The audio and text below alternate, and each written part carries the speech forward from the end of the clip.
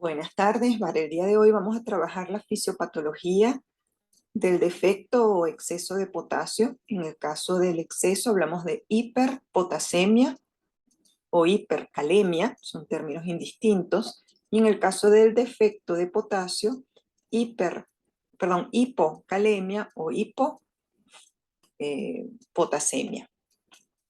El potasio es el catión intracelular más abundante y de hecho es el responsable de mantener el volumen intracelular.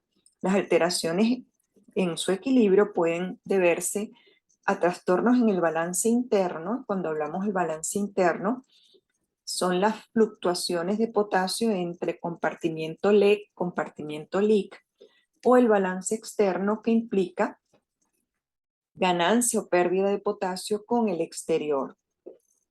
Hay variaciones o las variaciones de potasio plasmático se mantienen dentro de márgenes muy estrechos, entre 3.5 y 5 mil equivalentes litro. Por debajo de 3.5 hablamos de hipocalemia, por encima de 5 de hipercalemia. Es importante recordar que la proporción más elevada, 98% del potasio corporal total, se encuentra en el compartimiento intracelular. Solo un 2% se encuentra en el extracelular y de ese 2% apenas una quinta parte, es decir, 20% en el intravascular. Cuando nosotros medimos potasio en vena, cuando medimos potasio dentro de una muestra sanguínea, tenemos que recordar que estamos viendo apenas la punta del iceberg del contenido corporal total de potasio y que la mayoría de este contenido está a nivel intracelular, que no es medible de manera habitual.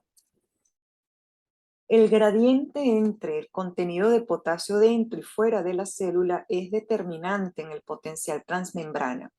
No es entonces de sorprender que ese mantenimiento del potencial o de esa asimetría en el contenido de potasio dependen los tejidos excitables, nervios, músculos, epitelios transportadores.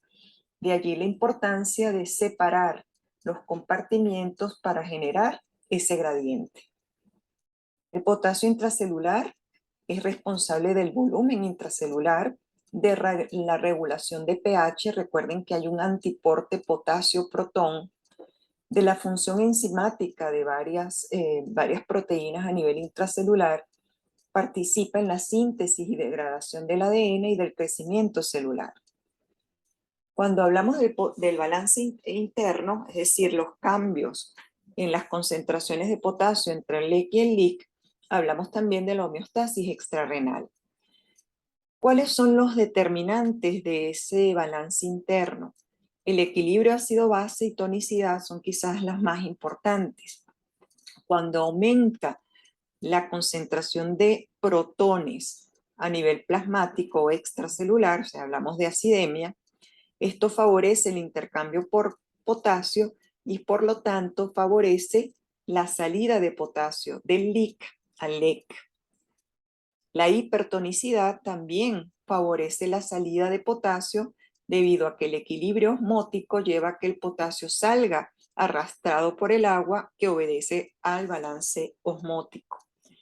La insulina condiciona la entrada de potasio dentro de la célula, igual que las catecolaminas y la misma aldosterona. Como les dije, la insulina estimula captación de potasio, o sea que es un factor hipocalemiante. Las catecolaminas tienen el mismo efecto a través del estímulo de los receptores beta 2. Y si bien con la aldosterona tenemos sobre todo en cuenta su acción renal, ella también es capaz de secretar potasio en colon y favorecer la captación por músculo e hígado.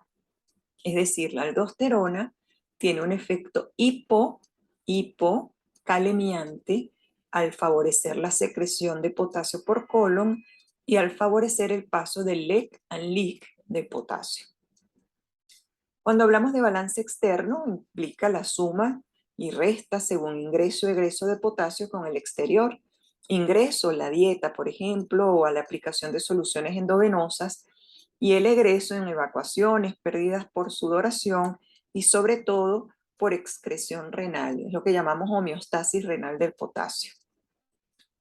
No olvidemos que el potasio, igual que todos los electrolitos, se filtra de manera libre, sin restricción, y que la carga filtrada de potasio es la combinación del potasio plasmático y de la tasa de filtración glomerular.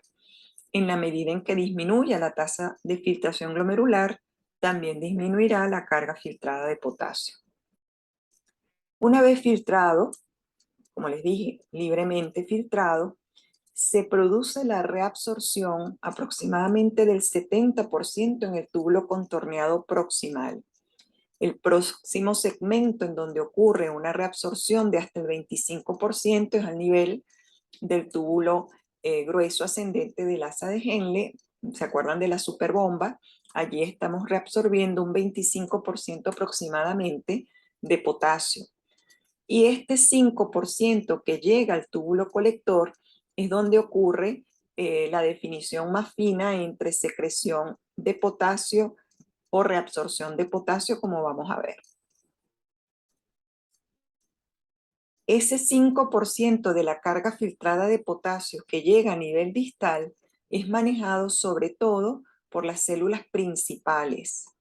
Estas células tienen la capacidad de expresar canales ENaC estimulables por aldosterona, y estos canales ENaC favorecen la entrada de sodio. Recuerden que el sodio siempre está obedeciendo a su equilibrio químico, y ese equilibrio químico se viene a manifestar dado el gradiente creado por la bomba sodio-potasio ATPasa a nivel vasocelular. Una vez que el sodio es reabsorbido, se genera una diferencia en el potencial transepitelial que favorece la atracción, equilibrio eléctrico por el potasio. Estos canales también son expresados, estimulados por la aldosterona. Por lo tanto, la aldosterona tiene un efecto caliurético, favorece la secreción y excreción, por lo tanto, de potasio. Las intercalares también, estas células tienen también cierta responsabilidad y sobre todo intervienen en el antiporte potasio-hidrogenión, es decir, toda condición que favorezca la salida de hidrogeniones va a favorecer la reabsorción de potasio o disminuir su excreción. Esto es una revisión de todo lo que hemos hablado antes en cuanto a la reabsorción del túbulo contorneado proximal y de rama ascendente gruesa del asa de Henle. Aquí se da un 70% de reabsorción de potasio. A nivel de la superbomba se logra reabsorber un 25%, y es a nivel distal donde el 5% del potasio es manejado dependiendo de la estimulación de ciertos mediadores como aldosterona. También tenemos el estímulo de los ROMK, estimulable por aldosterona y otros mediadores. Los MAXI-K, que son transportadores susceptibles a la velocidad de flujo. Mientras mayor es el flujo del ultrafiltrado, se expresan estos canales que permiten la caliuresis. La fracción excretada de cualquier elemento es la relación en cuánto de lo filtrado se reabsorbe y por lo tanto se excreta. El FK es la relación entre potasio urinario, creatinina plasmática, entre creatinina urinaria y potasio plasmático. Y lo que significa es cuánto se reabsorbió, por ejemplo, de lo filtrado. El FK tiene una variabilidad enorme, desde el 1% al 150%. Cuando hablamos de más del 150 o más del 100%, lo que estamos diciendo es que se excretó más de lo que se filtró. En esa situación, solamente la única explicación posible es la secreción de potasio. Y fíjense cómo el FK es positivo siempre. Positivo en el sentido de que no hay una reabsorción neta, sino que siempre hay una secreción y una excreción relativa de potasio cuando comparamos lo filtrado. La reabsorción es un proceso activo, mientras que la secreción no, la secreción es pasiva. Cualquier factor que aumente la electronegatividad del fluido luminal favorecerá la secreción del potasio. Vemos cómo la expresión de los canales ENaC tiene justamente este resultado. ¿Cuáles son los factores que modulan ese efecto de potencial transepitelial? Cambios en la concentración intracelular de potasio, recuerden las células tubulares distales, hormonas adrenales como la aldosterona, que son capaces de expresar tanto los canales ENaC como canales específicos para la salida de potasio, los MAXICA, que son estimulables por el flujo, a mayor velocidad de flujo tubular, mayor secreción de potasio a través de este mecanismo, y la alcalosis, que es un potente estímulo para la secreción de potasio a través de un antiporte luminal. Si pudiésemos resumir esos factores, el número 1, la ingestión de potasio y por lo tanto las concentraciones de potasio intracelular son un fuerte estímulo para su excreción. La oferta distal de sodio es un determinante. Recuerden que en la medida en que hay una oferta mayor de sodio distal, mayor intercambio a través de los canales ENaC que permitan la salida de potasio, el flujo tubular, a mayor flujo tubular, mayor calibresis, y la aldosterona junto con el pH que también tienen influencia en el manejo de potasio.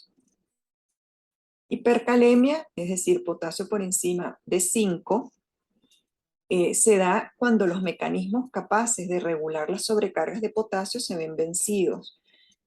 Solamente si ellos se ven vencidos se podrá presentar ese desequilibrio. Realmente es muy difícil porque la capacidad del riñón de secretar potasio es muy alta. Pero no olvidemos que hay aportes artificiales de potasio o intervenciones farmacológicas que pueden sobrepasar la capacidad del riñón para secretar potasio. El aumento en la concentración plasmática de potasio disminuye el potencial de reposo de membrana y por lo tanto es capaz de inactivar canales de sodio, produciendo una excitabilidad de la membrana alterada. De hecho, la hipercalemia se manifiesta por trastornos tanto neuromusculares como arritmias cardíacas. Tiene efectos en el potencial de acción y en la depolarización de los miocitos. Etiología de hipercalemia, bueno, lo obvio, un aporte aumentado de potasio a través de la dieta o a través de soluciones endovenosas, trastornos a nivel del balance interno, es decir, elementos que condicionen la entrada o salida del potasio de un compartimiento a otro, descenso en la excreción urinaria, sobre todo cuando hay insuficiencia renal. ¿Cuáles son los elementos que favorecerían el paso de potasio del LIC al LEC? ¿Qué es lo que condicionaría la hipercalemia? Bueno, la acidosis metabólica, es decir, aumento de concentraciones de protones a nivel del LIC a través de un antiporte favorecerán la salida de potasio desde el espacio intracelular al extracelular. Cuando hay déficit de insulina, cuando hay una hiperosmolaridad aguda que condiciona salida de agua dentro de la célula hacia el LEC y por lo tanto arrastre del potasio, cuando hay elementos de catabolismo tisular, es decir, células que se rompen y por lo tanto liberan el contenido de potasio al extravascular, bloqueo beta-adrenérgico, ejercicio severo con destrucción muscular.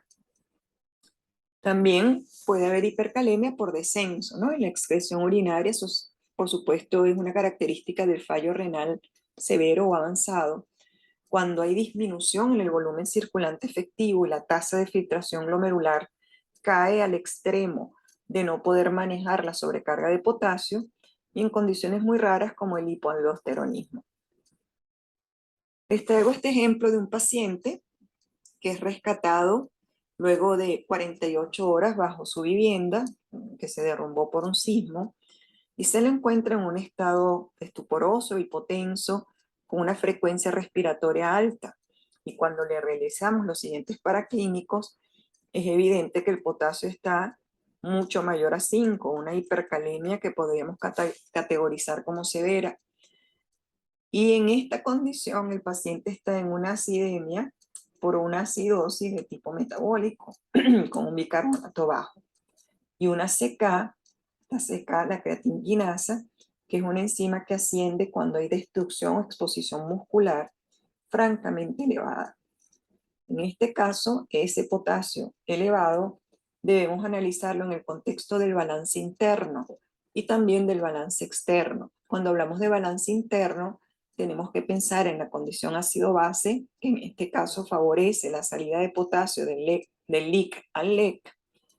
Tenemos que hablar también de la destrucción muscular y por lo tanto la salida de potasio de esas fibras al extravascular, al extracelular. Y también tenemos que hablar de un paciente que muy probablemente esté en una contracción severa con falla renal, por lo que su balance externo favorece la retención de potasio. Cada vez, muchachos, que estemos analizando el valor de potasio plasmático, debemos hacerlo en el contexto del balance interno y del balance externo. Entonces, repito, este paciente tiene una hipercalemia y cuando analizamos el balance interno debemos hablar de la condición ácido-base, de la condición de hiperosmolaridad, de la condición de rhabdomiolisis. Y en el balance externo debemos hablar de la función renal. Si pasamos a la hipocalemia, es muchísimo más frecuente en el contexto de otras alteraciones hidroelectrolíticas. Con esta fórmula podemos hacer el cálculo del déficit de potasio. Potasio ideal, podemos poner 4 como potasio ideal. Potasio real, pongamos el caso de que sea 3.